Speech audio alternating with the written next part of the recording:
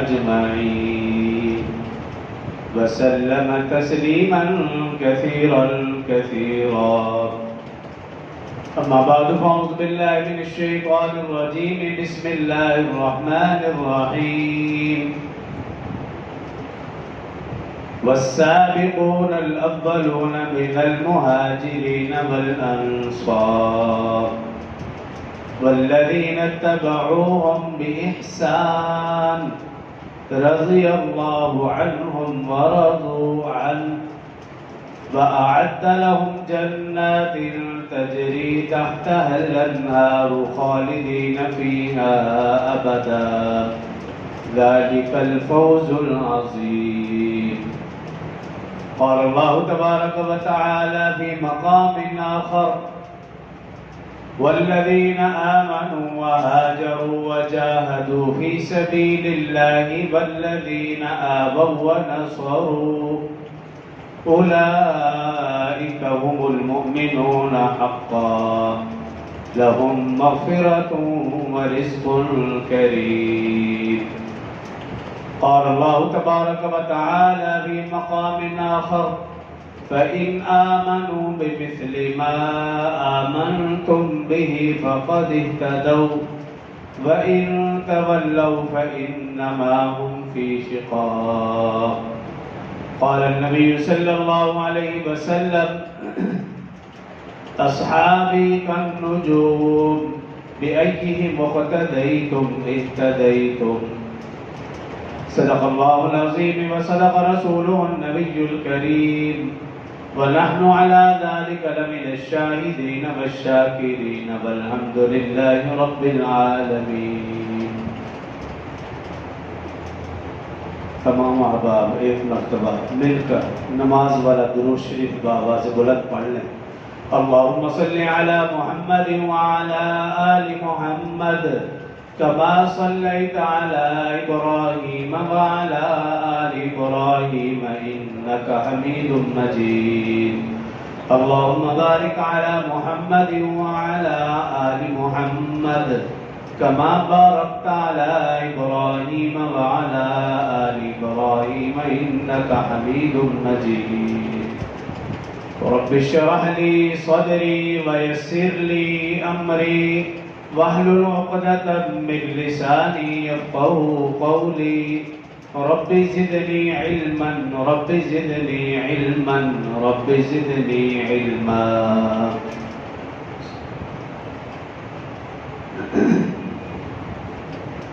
میرے انتہائی واجب الاحترام برادران اسلام، دوستوں، بزرگوں، بھائیوں،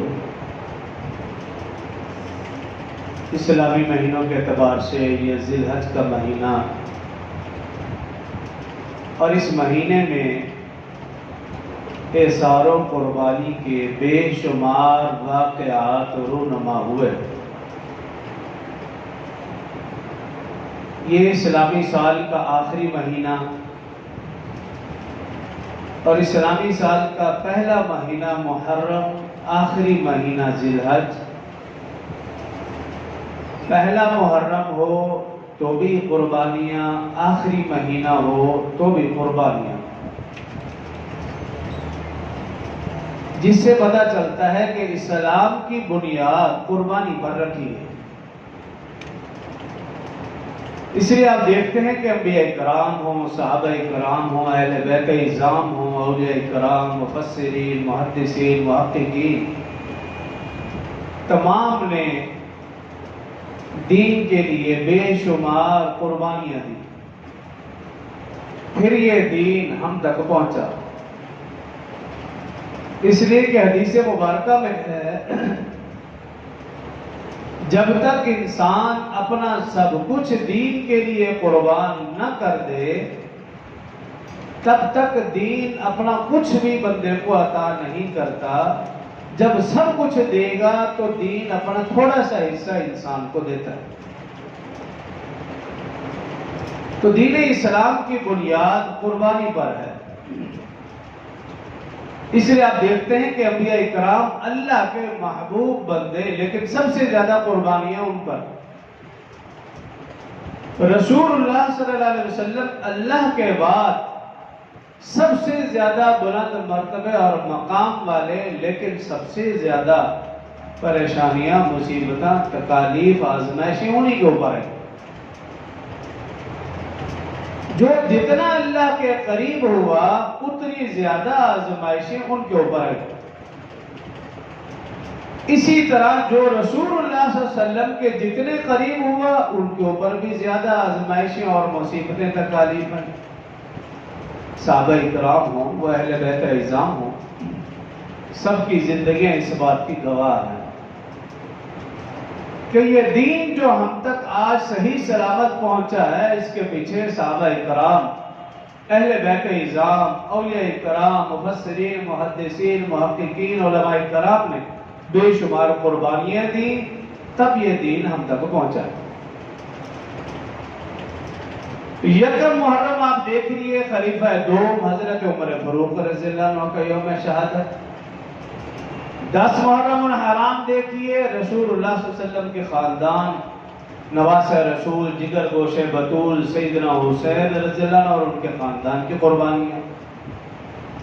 اسی طرح اسلامی سال کا آخری مہینہ دیکھیے، 10 ذی الحج ہو تو رسول اللہ صلی اللہ علیہ وسلم کے جد امجد نے قربانیاں دی، گزشتہ خطبے میں عرض کیا تھا۔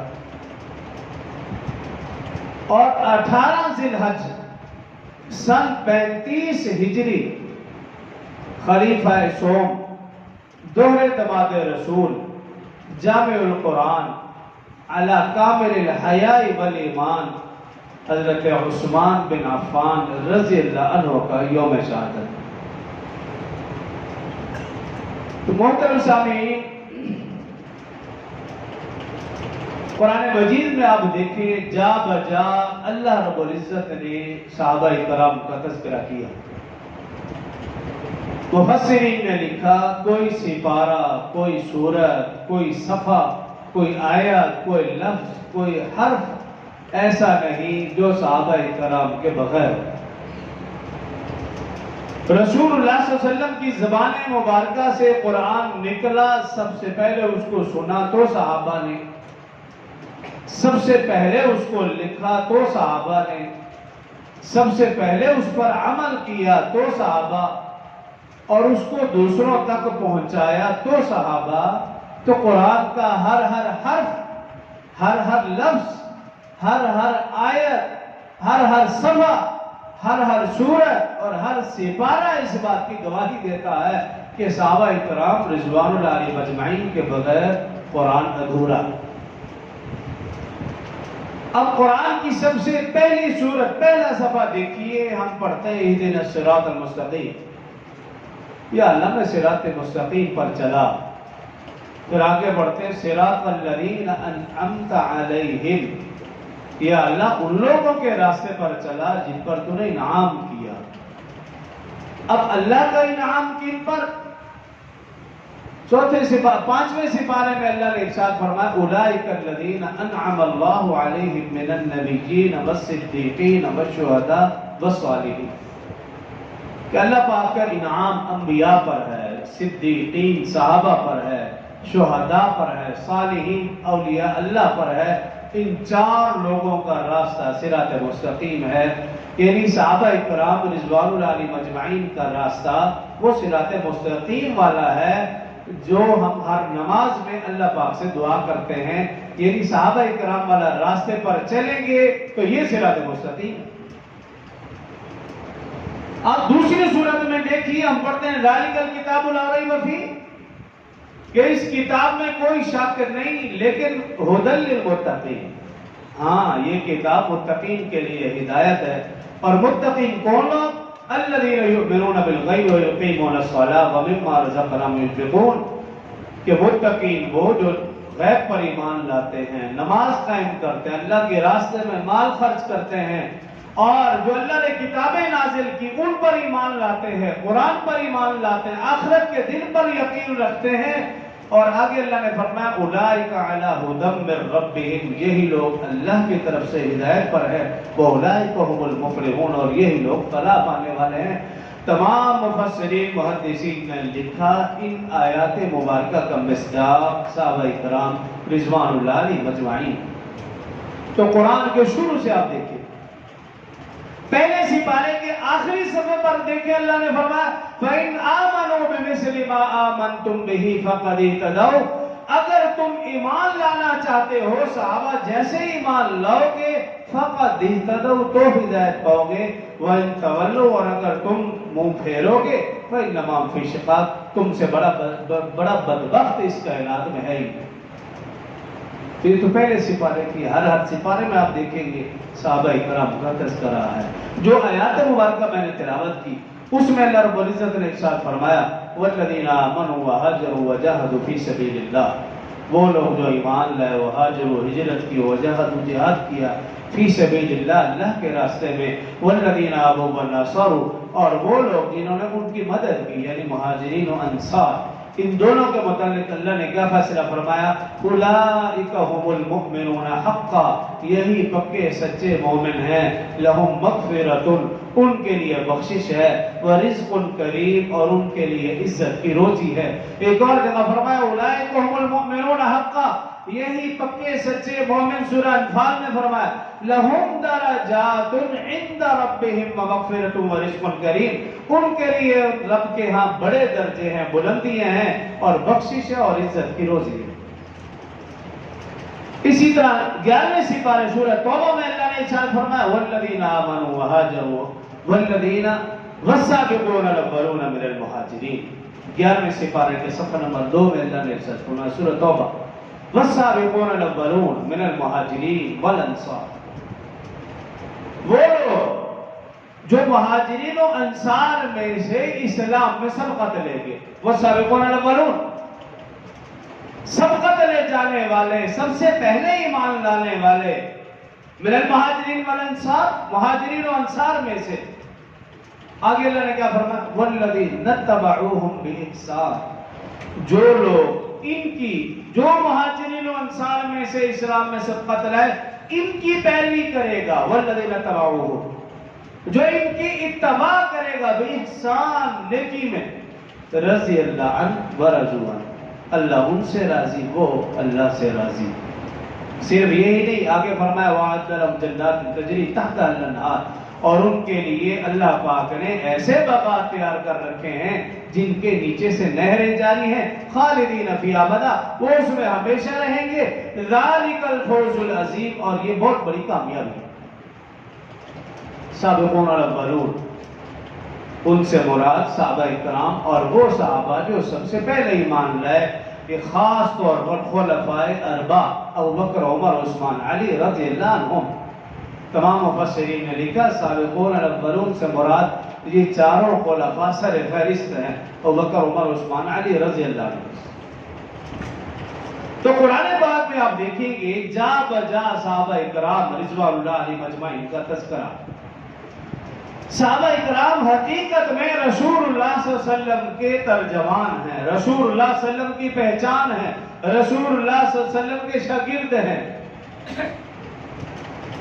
جس نے رسول اللہ صلی اللہ علیہ وسلم کو پہچاننا ہو وہ صحابہ اکرام کو دیکھ لے، جس نے اللہ کو پہچاننا ہو وہ رسول اللہ صلی اللہ علیہ وسلم کو دیکھ لے، یہ ایک ترتیب ہے۔ جس نے باپ کو دیکھنا وہ اولاد میں دیکھے، پھر پتہ چلے گا یہ باپ کیسا تھا۔ اگر اس نے اولاد کی صحیح تعلیم و تربیت کی تو باپ کا عکس اولاد میں نظر آئے گا، استاد کا عکس شاگردوں میں نظر آئے گا، اور پھر وہ شاگرد جس کی تعریف اللہ نے قرآن میں بار بار کی وہ تو کامیاب ہے۔ اولئک الذین امتحن اللہ قلوبہم للتقوی، اللہ فرما رہا ہے سورہ حجرات، فرمایا میں نے ان کے دلوں کا امتحان لیا، للتقوی یہ سب کے سب متقی ہیں، پرہیزگار ہیں، ان کے دلوں میں خوف خدا ہے، یہ اللہ سے ڈرنے والے ہیں۔ تو صحابہ کرام تاریخی شخصیات نہیں ہیں، صحابہ کرام قرآنی شخصیات ہیں۔ جس نے جب بھی صحابہ کرام کو پرکھنا ہو جانچنا ہو وہ تاریخ سے نہیں، وہ قرآن سے جانچے، وہ اللہ کے فرمان سے جانچے، وہ رسول اللہ صلی اللہ علیہ وسلم کے فرامین سے جانچے، رسول اللہ صلی اللہ علیہ وسلم کی زندگی سے جانچے، پھر پتہ چلے گا کہ صحابہ کرام قرآنی شخصیات ہے، تاریخی شخصیات نہیں۔ جس نے صحابہ کرام کو تاریخ کی نظر سے دیکھا وہ گمراہ ہوا، وہ بھٹک گیا، وہ صراط مستقیم سے ہٹ گیا۔ नऊज़ बिल्लाह वो सहाबा पर तबर्राबाजी करने वाला बना, और जिसने सहाबा इकराम के ऊपर तबर्राबाजी की, एक वक्त आया वो रसूलुल्लाह सल्लल्लाहु अलैहि वसल्लम के ऊपर भी ज़बान चलाने लगा, वो कुरान को भी नहीं सही समझने लगा, इसलिए कि कुरान को तो लिखा सहाबा ने, कुरान को तो जमा किया सहाबा ने, कुरान को हम तक पहुंचाया तो ये सहाबा इकराम की मेहनत से हम तक पहुंचे। और फिर कुरान अहादीस का तो सिरे से उन्होंने इनकार कर दिया। तो कुरानी शख्सियात हैं, तारीखी शख्सियात नहीं। 18 ज़िलहज सन 35 हिजरी, खलीफा सोम, दोहरे दवाद रसूल, जामिउल कुरान अला कामिल हया वाले ईमान हज़रत उस्मान रज़ियल्लाहु अन्हु का यौम शहादत। उनकी जिंदगी के दो मेन पहलू हैं, और उन पहलू की वजाहत एक हदीस से करना चाहता हूँ। मुफ्ती तकी उस्मानी हाफिज़हुल्लाह, उन्होंने अपनी किताब तराशे, उसके अंदर एक हदीस नकल की हज़रत अब्दुल्लाह बिन अब्बास रज़ियल्लाहु अन्हुमा से। वो हदीस क्या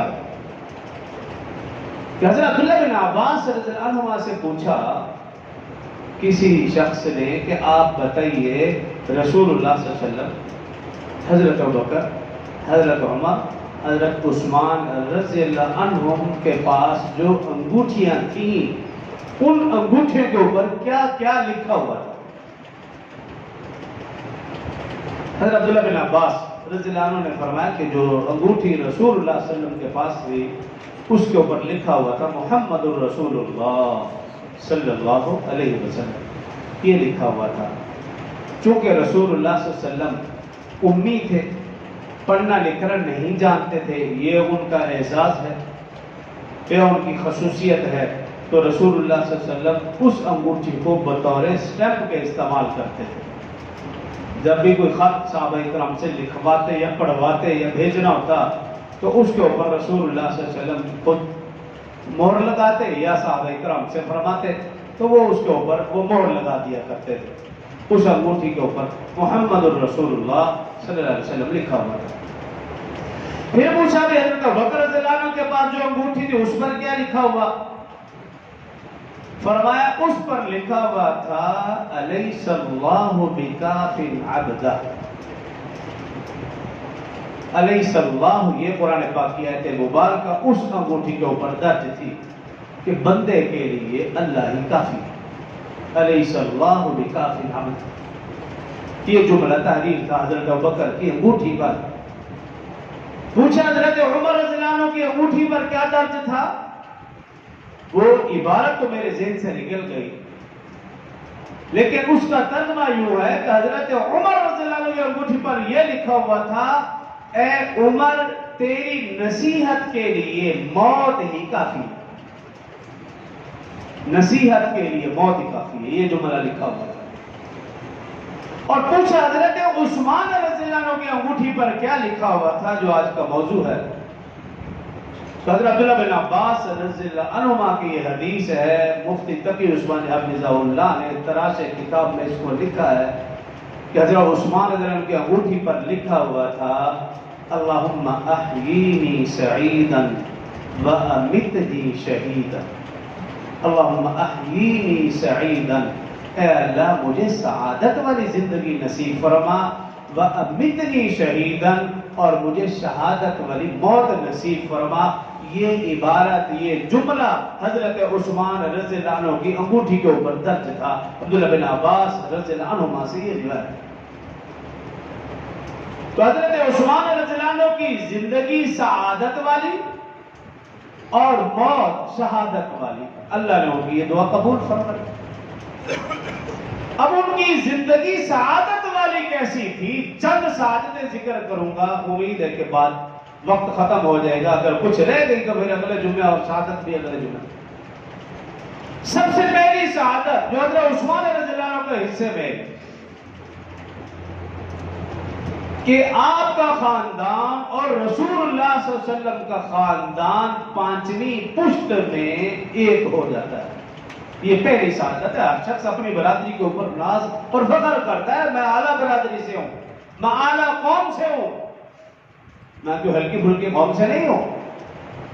تو اگر میرے اور آپ کے لیے شہادت ہے تو کیا عثمان غنی رضی اللہ عنہ کے لیے شہادت نہیں کہ پانچویں پشت عبد مناف رسول اللہ صلی اللہ علیہ وسلم اور عثمان دونوں کا خاندان ایک ہے. عبد مناف کے دو پوتے تھے. ایک پوتے کا نام عبد المطلب تھا اور ایک پوتے کا نام امیہ تھا. امیہ کا بیٹا عبد الشمس، ابو العاص، پھر عفان اور عثمان. اور اسی طرح عبد مناف کا ایک پوتا عبد المطلب، وہاں سے حضرت عبداللہ، وہاں سے حضرت محمد رسول اللہ صلی اللہ علیہ وسلم. پانچویں پشت میں یعنی عبد مناف میں رسول اللہ صلی اللہ علیہ وسلم اور حضرت عثمان رضی اللہ عنہ دونوں کا خاندان ایک ہے. عبد مناف سے پھر الگ الگ ہوا، یعنی یہ قریش بنے اور یہ بنو امیہ بنے. دونوں کا یہ پہلی شہادت. اور دوسری شہادت حضرت عثمان رضی اللہ عنہ کی. ہم اپنے ماحول معاشرے میں دیکھیں، اگر کسی کی شادی اعلیٰ خاندان میں ہو یا کسی کے بچے کی شادی اعلیٰ خاندان میں ہو یا کسی کی بچی کی شادی اعلیٰ خاندان، اپنے سے اوپر والے وہ فخر کرتا ہے، لوگوں کو بتاتا پھرتا ہے میرے بیٹی کی شادی بہت اچھی جگہ ہوئی، بہت اعلیٰ خاندان ہے، بڑے اچھے لوگ ہیں. بیٹی کی شادی بڑے اچھے خاندان میں، فخر کرتا ہے، لوگوں کو بتاتا ہے، پھولے سے نہیں سماتا، فخر کرتا ہے. تو حضرت عثمان رضی اللہ عنہ کی دوسری بڑی سعادت، اس سے پہلے میرے ذہن میں آ گیا کہ آپ کا اسلام لانے والا واقعہ وہ بات کر لوں، پھر اس سعادت کو لے کر چلوں گا. حضرت عثمان رضی اللہ تعالیٰ عنہ، جیسے میں نے رشتہ داری بتائی، عبد مناف سے دونوں آپ صلی اللہ علیہ وسلم اور عثمان کا خاندان ایک ہے. تو رسول اللہ صلی اللہ علیہ وسلم کی پھپھی حضرت عروہ بن عبد المطلب وہ حضرت عثمان کی خالہ تھی. رسول اللہ صلی اللہ علیہ وسلم کی پھپھی جان حضرت عثمان کی خالہ جان، وہ بیمار ہوئی. رسول اللہ صلی اللہ علیہ وسلم بھی تشریف لے گئے، حضرت عثمان رضی اللہ عنہ بھی تشریف لے گئے. اللہ کی طرف سے اتفاقاً دونوں حضرات اکٹھے وہاں جمع ہوئے. یہ پہلی ملاقات تھی رسول اللہ صلی اللہ علیہ وسلم کے نبی بننے کے بعد. قیادت کی حضرت عثمان رضی اللہ عنہ کی پہلی مرتبہ نظر پڑی نبوت کے بعد. جب نظر پڑی تو پھر ٹک ٹکی باندھ کر دیکھتے ہی رہ گئے، نظر ہٹا نہیں، بھول گئے. رسول اللہ صلی اللہ علیہ وسلم نے دیکھا تو پوچھا، اے عثمان خیریت ہے؟ عرض کی کہ ایسا حسین و جمیل چہرہ میں نے کبھی دیکھا ہی نہیں، آپ کے حسن و جمال سے لطف اندوز ہو رہا ہوں، بس مجھے دیکھنے دیجیے. رسول اللہ صلی اللہ علیہ وسلم نے ارشاد فرمایا کہ اے عثمان، میں اللہ کا سچا پیغمبر ہوں. اللہ کا سچا پیغمبر ہمیشہ خوبصورت بھی ہوتا ہے اور خوبصیرت بھی ہوتا ہے. اس کے اندر ظاہری عیب بھی نہیں ہوتا اور جسمانی عیب بھی نہیں ہوتا. وہ ہر قسم کے ظاہری اور باطنی عیوب سے پاک ہوتا ہے، کیونکہ اس نے دنیا کے لیے رہنما پیشوا بننا ہوتا ہے. حضرت عثمان رضی اللہ عنہ نے عرض کی، میری ایک خواہش ہے، ذرا پورا فرما دیجئے. رسول اللہ صلی اللہ علیہ وسلم نے پوچھا، کیا خواہش؟ کہا مجھے اللہ کا کلام سنا دیجئے. رسول اللہ صلی اللہ علیہ وسلم نے اللہ کا قرآن سنایا، اللہ کا کلام سنایا. وہ قرآن، وہ کلام عثمان غنی کے دل کی گہرائیوں میں اترتا چلا گیا. عثمان غنی کا دل پہلے ہی شفاف آئینہ تھا، نور ایمان کی کرن پڑی، وہ دل روز روشن کی طرح واضح ہو گیا. عثمان غنی نے ہاتھ بڑھایا، نبی نے کلمہ پڑھایا، اشہد ان لا الہ الا اللہ واشہد ان محمد عبدہ ورسولہ. حضرت عثمان رضی اللہ عنہ نے کلمہ پڑھا اور مسلمان ہو گئے. ایک روایت تو یہ، اور دوسری روایت یہ کہ حضرت ابوبکر صدیق رضی اللہ عنہ جو کہ سابق الاولون میں سب سے پہلے فرشتے ہیں، جنہوں نے سب سے پہلے کلمہ پڑھا، جب انہوں نے کلمہ پڑھا تو وہ میری اور آپ کی طرح بیٹھے نہیں کہ میں مسلمان ہوں، بس میں نماز کے لیے آ گیا ہوں، بس میں نیک کام کرتا ہوں، بس میری اولاد میرے گھر والے پڑھتے نہیں پڑھتے میں کوئی سروکار نہیں، میرا دوست میرا جاننے والا میرے ساتھ کام کرنے والا نماز پڑھتا نہیں پڑھتا کوئی سروکار نہیں، اچھے کام کر رہا برے کام کر رہا ہے ہمیں کوئی سروکار، ایسا نہیں. حضرت ابوبکر صدیق رضی اللہ عنہ نے کلمہ پڑھا تو پھر سکون سے بیٹھے نہیں، گلی کوچہ میں گشت کرتے رہے، اپنا ملتا پرایا ملتا، جانتے نہ جانتے تھے اسے تبلیغ کرتے، اسے وہ پیغام پہنچاتے جو اللہ رب العزت کے حکم سے، رسول اللہ صلی اللہ علیہ وسلم کی زبان مبارکہ سے حضرت ابوبکر کے سینے میں جو پیوست ہو چکا تھا، وہ پیغام ہر گھر گلی کوچہ میں پہنچاتے تھے۔ تو انہوں نے حضرت عثمان رضی اللہ عنہ کے ساتھ بھی بات چیت کر رکھی تھی، انہیں بھی اسلام کی دعوت دے رکھی تھی۔ ایک حدیث مبارکہ میں ہے کہ روز ملتے حضرت عثمان سے بات چیت کرتے، ان کے دل میں تحریک پیدا ہوتی چلی گئی، اور روایت میں آتا ہے کہ حضرت ابوبکر رضی اللہ عنہ حضرت عثمان رضی اللہ عنہ کو لے کر رسول اللہ صلی اللہ علیہ وسلم کی خدمت میں حاضر ہوئے، اور حضرت عثمان رضی اللہ عنہ مشرف با اسلام ہوئے، کلمہ پڑھا اور گھر تشریف لے کے گھر پتہ چلا، روایات میں آتا ہے آپ کے والد اور چچا دونوں یا دونوں میں سے ایک نے آپ کو درخت کے ساتھ باندھا، تشدد کیا، کہا بھی کلمہ چھوڑ دو۔ حضرت عثمان رضی اللہ عنہ نے کہا اب جان تو جا سکتی ہے، لیکن اب جو میں نے کمری والے کا کلمہ پڑھا ہے وہ کلمہ نہیں جا سکتا، ایمان نہیں چھوڑا جا سکتا، جان تو جا سکتی ہے تو جائے۔ تو حضرت عثمان رضی اللہ عنہ کہے کہ یہ بھی واقعی۔ تو پہلی سعادت یہ کہ آپ کا اور رسول اللہ صلی اللہ علیہ وسلم کا خاندان 5ویں پشت میں۔ دوسری سعادت اور سب سے بڑی سعادت اور ایسی سعادت، ایسا اعزاز حضرت آدم سے لے کر حضرت محمد مصطفیٰ صلی اللہ علیہ وسلم تک کسی پیغمبر کو بھی حاصل نہیں ہوا۔ اس اعزاز کو آخر میں بتاؤں گا، پہلے اس کے شروع کی بات کرتا چلوں۔ رمضان المبارک کا مہینہ تھا، 17 رمضان المبارک غزوہ بدر پیش آیا، 18 رمضان المبارک کو مسلمانوں کو فتح نصیب ہوئی، 19 رمضان المبارک راستے میں گزرا، 20واں روزہ تھا، صبح کے وقت رسول اللہ صلی اللہ علیہ وسلم صحابہ کرام رضوان اللہ علیہ مجمعین غزوہ بدر کی فتح کے بعد مدینہ پہنچے۔ حضرت عثمان رضی اللہ عنہ، حضرت اسامہ بن زید رضی اللہ عنہ، یہ دو حضرات مدینہ میں موجود تھے۔ رسول اللہ صلی اللہ علیہ وسلم کی بیٹی حضرت رقیہ رضی اللہ عنہ، حضرت عثمان رضی اللہ عنہ کی زوجہ حضرت رقیہ رضی اللہ عنہ شدید بیمار تھی۔ رسول اللہ صلی اللہ علیہ وسلم نے ان دونوں کو حکم دیا تھا کہ تم مدینہ میں رہو، ان کی تیمارداری کرتے رہو، عیادت کرتے رہو، ان کی دیکھ بھال کرو۔ رسول اللہ صلی اللہ علیہ وسلم 20 رمضان صبح کے وقت جب یہ قافلہ مدینہ پہنچا، زید بن حارثہ سب سے آگے ہوتے، حالات بھی بتاتے رہتے، اور مدینہ بھی سب سے پہلے وہ پہنچے، اور انہوں نے جا کر اطلاع بھی کر دی کہ مسلمان فتح یاب ہو کر تشریف لا رہے ہیں اور تھوڑی ہی دیر کے بعد پہنچنے والے ہیں۔ جیسے ہی اطلاع دی، اسامہ بن زید کے کان میں آواز پڑی، اسامہ بن زید جو حضرت عثمان رضی اللہ عنہ کے ساتھ تھے وہاں سے دوڑے رسول اللہ صلی اللہ علیہ وسلم کے پاس حاضر خدمت ہوئے، اور رسول اللہ صلی اللہ علیہ وسلم نے جیسے ہی دیکھا پوچھا، اے اسامہ مجھے میری بیٹی کے متعلق بتاؤ، ان کی طبیعت کیسی ہے، حالت کیسی ہے؟ حضرت اسامہ بن زید رضی اللہ عنہ رونے لگے، آنکھوں سے آنسو آئے، عرض کیا رسول اللہ صلی اللہ علیہ وسلم آپ اللہ کی رضا پر راضی ہو جائیے، آپ کی بیٹی حضرت رقیہ اللہ کو پیاری ہو گئی۔ رسول اللہ صلی اللہ علیہ وسلم کا معمول تھا جب بھی عباس سے تشریف لاتے سب سے پہلے مسجد نبوی میں تشریف لے جاتے تھے، لیکن جیسے ہی اسامہ بن زید نے یہ اطلاع دی اور عرض کی کہ ہم ابھی اسے دفن کر کے ابھی ہم مدینہ میں قبرستان میں موجود ہیں، ابھی دفن کی ہے اور مجھے اطلاع بھی نہیں، آپ کی طرف آ گیا۔ رسول اللہ صلی اللہ علیہ وسلم مسجد نبوی میں جانے کے بجائے سیدھا جنت البقیع قبرستان میں تشریف لے گئے،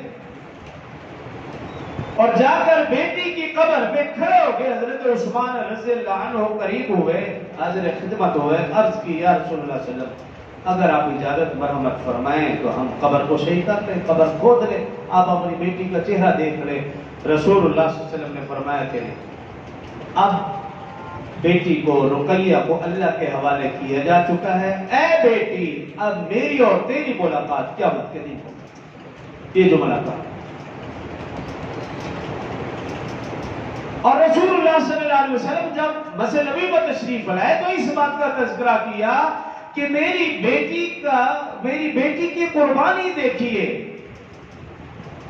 فرمایا کہ جب اس کی ماں یعنی حضرت خدیجہ رضی اللہ عنہا فوت ہوئی تھی، حضرت رقیہ اس وقت حبشہ کی ہجرت میں حضرت عثمان کے ساتھ تھی. جب ماں فوت ہوئی، ماں نے بیٹی کا چہرہ نہیں دیکھا، بیٹی نے ماں کا چہرہ نہیں دیکھا. اور آج عجیب اتفاق ہے کہ جب بیٹی فوت ہوئی اسے دفنایا جا چکا ہے، باپ نے بیٹی کا چہرہ نہیں دیکھا، بیٹی نے باپ کا چہرہ نہیں دیکھا. اسی حالت میں اللہ کے حوالے ہو گئی، یا اللہ میں تیری رضا پہ راضی ہوں، تو جس حال میں رکھے میں خوش ہوں. ایسی بڑی قربانی حضرت رقیہ رضی اللہ عنہا نے دی. روایات میں آتا ہے حضرت رقیہ رضی اللہ عنہا جو کہ حضرت عثمان رضی اللہ عنہ کی زوجہ تھی، ان کی وفات کے بعد حضرت عثمان رضی اللہ عنہ غم زدہ رہنے لگے. رسول اللہ صلی اللہ علیہ وسلم نے ایک مرتبہ پوچھا کہ خیریت تو ہے؟ عرض کی یا رسول اللہ صلی اللہ علیہ وسلم میں امیہ خاندان سے ہوں اور آپ قریش سے. میں امیہ خاندان میں سب سے پہلے اسلام قبول کرنے والا شخص ہوں اور آپ قریشی خاندان سے ہیں. میرا اور آپ کا کوئی جوڑ نہیں بنتا، لیکن جب آپ کی صاحبزادی میرے نکاح میں تھی لوگ مجھے اور نگاہ سے دیکھتے تھے، مجھے قریشی سمجھتے تھے، مجھے آپ کے خاندان کا حصہ سمجھتے تھے، عزت تقریب کی نگاہ سے دیکھتے تھے. اب حضرت رقیہ وفات پا گئی، اب تو مجھ سے کوئی پوچھتے ہی نہیں. اب میرا اور آپ کا رشتہ ایسے لگ رہا ہے جیسے ختم ہو گیا. اب تو میری زندگی مجھے عجیب معلوم ہونے لگی ہے. رسول اللہ صلی اللہ علیہ وآلہ وسلم سے رہا نہ گیا. رسول اللہ صلی اللہ علیہ وسلم نے فرمایا، اگلے دن فرمایا رسول اللہ صلی اللہ علیہ وسلم نے بلایا عثمان کو، کہا ہے عثمان کیا تو اس بات پر خوش نہیں میں نے تیرا نکاح رقیہ کے ساتھ زمین پر کیا تھا، لیکن رات کو اللہ نے تمہارا نکاح ام کلثوم کے ساتھ عرش بری پر کر دیا ہے، تجھے مبارک ہو، ام کلثوم کا نکاح تمہارے ساتھ ہو چکا، یہ تمہارے نکاح میں آ. رسول اللہ صلی اللہ علیہ وسلم کی دوسری بیٹی ام کلثوم حضرت عثمان کے نکاح میں یہ اعزاز ایسا ہے جو حضرت آدم سے لے کر حضرت محمد مصطفیٰ صلی اللہ علیہ وسلم تک کسی کو بھی یہ حاصل نہیں کہ کسی بھی نبی کی دو بیٹیاں یکے بعد دیگرے کسی کے نکاح میں آئی ہو. اگر یہ اعزاز حاصل ہے تو صرف حضرت عثمان رضی اللہ عنہ کو. روایات میں آتا ہے حضرت علی المرتضی کنز الاعمال کے اندر بھی یہ روایت موجود ہے، شرح زرقانی کے اندر بھی یہ روایت موجود ہے. حضرت علی المرتضی رضی اللہ عنہ سے کسی نے پوچھا، حضرت علی رضی اللہ عنہ سے کسی نے پوچھا کہ حضرت عثمان کی وہ خصوصیت بتائیں جو ان کے علاوہ کسی اور میں نہیں. تو حضرت علی رضی اللہ عنہ فرمایا یقال فی ملأ عثمان، فرمایا کہ حضرت عثمان وہ ہستی ہے کہ جس کا نکاح عرش بری پر ہوا اور آسمان کے فرشتے بھی حضرت عثمان کو ذوالنورین کہتے ہیں. یہ مقدر صرف حضرت عثمان کا کسی اور کا نہیں. روایت میں آتا ہے حضرت ام کلثوم رضی اللہ عنہا نکاح میں تھی حضرت عثمان کے. تو حضرت ام کلثوم رضی اللہ عنہا رسول اللہ صلی اللہ علیہ وسلم سے ایک مرتبہ کہنے لگی، عرض کی اے ابا جان،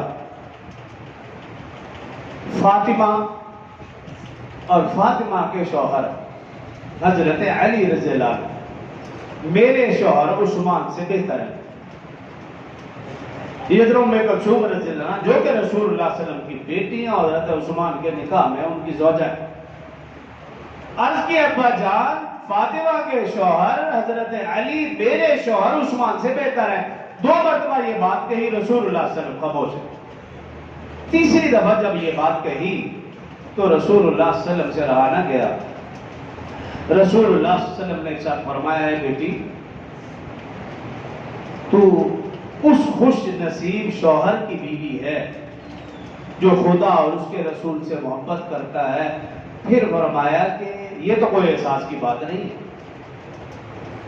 ہر کوئی یہ کہتا ہے ہمیں اللہ اور اس کے رسول سے محبت ہے، ہر کوئی یہ دعویٰ کرتا ہے ہمیں اللہ اور اس کے رسول سے محبت ہے، لیکن اے بیٹی تیرے شوہر وہ خوش نصیب ہستی ہیں اللہ اور اللہ کے رسول کا دعویٰ ہے کہ ہمیں عثمان سے محبت ہے، یہ تیرے شوہر کا اعزاز ہے۔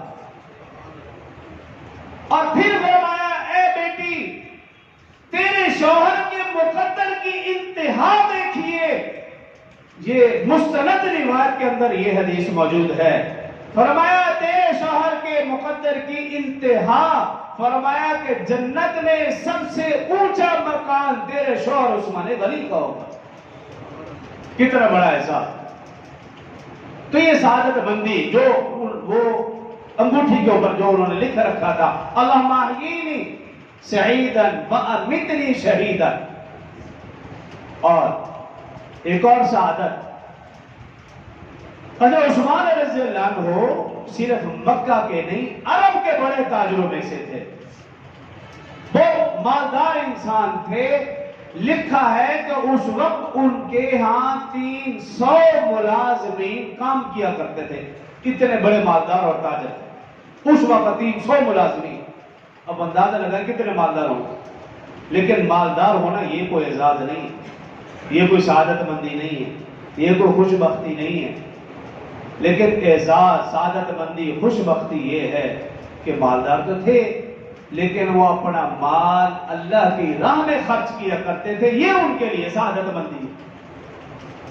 اور آج بھی ایسا ہے، اگر کوئی شخص مالدار ہے لیکن وہ اللہ کی راہ میں خرچ نہیں کرتا، یہ سب سے بڑا بدبخت اور کنجوس ہے کہ تیرا مال اللہ کی راہ میں خرچ نہیں ہو رہا تو کہاں خرچ ہو رہا ہے؟ تو بڑا بدبخت انسان ہے۔ اگر مال اللہ کی راہ میں خرچ ہو، اس مالدار کو خوش ہونا چاہیے، وہ شخص سعادت مند ہے، وہ شخص خوش بخت ہے کہ مال اللہ نے دیا اور راہ بھی اللہ کی راہ میں خرچ کر رہا ہے، یہ خوش بختی اور سعادت مندی ہے۔ اور حضرت عثمان رضی اللہ عنہ نے کہاں کہاں مال خرچ کیا، تاریخ اس بات کے اوپر حیران ہے کہ جب بھی رسول اللہ صلی اللہ علیہ وسلم کو ضرورت پڑی، جب بھی صحابہ کرام کو ضرورت پڑی، وہ جنگ کا موقع ہو، مسجد کا معاملہ ہو، کنویں کا معاملہ ہو، رسول اللہ صلی اللہ علیہ وسلم کا سفر ہو یا حضر ہو، جب جہاں جہاں ضرورت پڑی، حضرت عثمان غنی رضی اللہ عنہ نے بڑھ چڑھ کر حصہ لیا، اور جہاں دیکھتے ضرورت ہے وہاں وہ اپنا مال خرچ کر دیا کرتے تھے۔ یہ ان کے لیے سب سے بڑی سعادت مندی ہے۔ اور رسول اللہ صلی اللہ علیہ وسلم فرمایا کرتے تھے کہ حضرت ابو بکر اور حضرت عثمان یہ دو گھر ایسے ہیں، میں جب چاہوں، جس وقت چاہوں، جتنا چاہوں ان دونوں گھروں سے مال لے سکتا ہوں، اللہ پاک نے مجھے اجازت دے رکھی ہے، ان دو گھر کے علاوہ کسی اور گھر سے کچھ بھی لینے کی اجازت نہیں۔ یہ ان کے لیے کتنا بڑا اعزاز تھا کہ مالدار بھی تھے اور وہ پیسہ اللہ کی راہ میں خرچ ہوتا تھا۔ غزوہ تبوک ہو، بے شمار مثالیں موجود ہیں، مسجد نبوی کا معاملہ ہو، مسجد خدا کا معاملہ ہو، یا جتنے بھی معاملات رسول اللہ صلی اللہ علیہ وسلم کی زندگی میں ہوئے، یا حضرت بکر عمر رضی اللہ عنہ کی زندگی میں، یا حضرت عثمان جب خود خلیفہ بنے ان کی زندگی میں بے شمار اللہ کے واقعات ایسے ہیں کہ جب جہاں ضرورت پڑی وہ اپنا مال خرچ کر دیا کرتے تھے۔ عرض کرنے کا مقصد یہ ہے کہ صحابہ کرام کی نسبت رسول اللہ صلی اللہ علیہ وسلم کے ساتھ ہے، ہم نے اسے نسبت کا لحاظ اور خیال کرنا ہے۔ صحابہ اکرام کو جب بھی پرکھنا ہے ان کی ذات سے نہیں، ان کے کاموں سے نہیں، ان کی نسبت سے پرکھنا ہے کہ ان کی نسبت آقا صلی اللہ علیہ وسلم کے ساتھ ہے، ان کی نسبت قرآن کے ساتھ ہے، ان کی نسبت احادیث مبارکہ کے ساتھ ہے۔ جب انسان صحابہ اکرام کو قرآن و حدیث سے پرکھے گا وہ کبھی بھی گمراہ نہیں ہوگا، اس کے دل میں صحابہ اکرام کی محبت پیدا ہوگی۔ اور مومن وہ ہے جب بھی اس کے سامنے صحابہ کرام کا تذکرہ کیا جائے اس کے چہرے پر خوشی کے اثرات نظر آتے ہیں، اور بے ایمان وہ ہے کہ جب اس کے سامنے صحابہ کرام کا تذکرہ کیا جائے اس کا چہرہ مرجھا جاتا ہے۔ اور ہمارے اوپر لازم یہ ہے کہ ہم صحابہ کرام، اہل بیت اعظام، ان دونوں پر ایمان بھی لائیں، ان دونوں کا احترام بھی کریں، کیونکہ رسول اللہ صلی اللہ علیہ وسلم سے تعلق کو جوڑنے کے یہ دو ہی ذریعے ہیں، صحابہ اور اہل بیت۔ اس موضوع کے اوپر پھر اگلے جمعے سے بات شروع کروں گا، جو کہا سنا اللہ مجھے اور آپ کو عمل کی توفیق دے۔ وآخر دعوانا الحمدللہ۔